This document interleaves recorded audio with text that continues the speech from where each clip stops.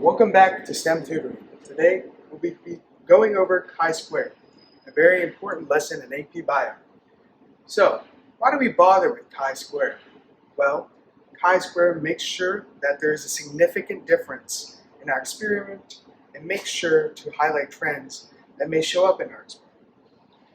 So, the equation is chi-squared equals the sum of the observed values minus the expected values squared over the expected values, with O being observed, E being expected, and this being sigma, or the sum of that term. So here's some important terms to know. I know it looks like a lot, but it really is not. It's fairly simple. So first you have your null hypothesis. This is basically stating there is no significant difference between the observed and expected values, which means there's no significant trend in your experiment.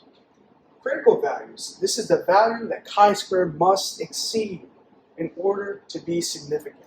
And so if it does not exceed this value, then there is no trend, there's no difference. The degrees of freedom, so the definition is the number of groups minus 1. And that's what you will use for your degrees of freedom. And this helps you choose your critical value, which is up above. And of course, you always use your 95% confidence interval. So you use a p-value of 0.05. All right, let's use an example. I flip 50 coins, and here's the data I collected. So, of course, there's only two outcomes in a coin flip. You have your heads and you have your tails, so your number of groups is 2. You have heads, you have tails. My observed was 28 heads and 22 tails. But of course, my expected is 25, because 50 divided by 2 outcomes is 25. So, walk with me here as I walk you through this process. So, O minus E. 28 minus 25 is 3. 22 minus 25 is negative 3. However, when you square this value, it becomes 9, and 9 as well. When you divide that by your expected, which is, again, 25 for both, you have 9/25.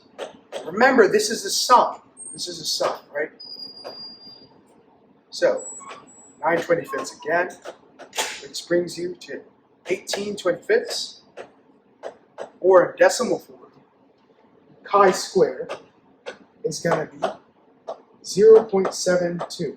Now, notice how our critical value is 3.41.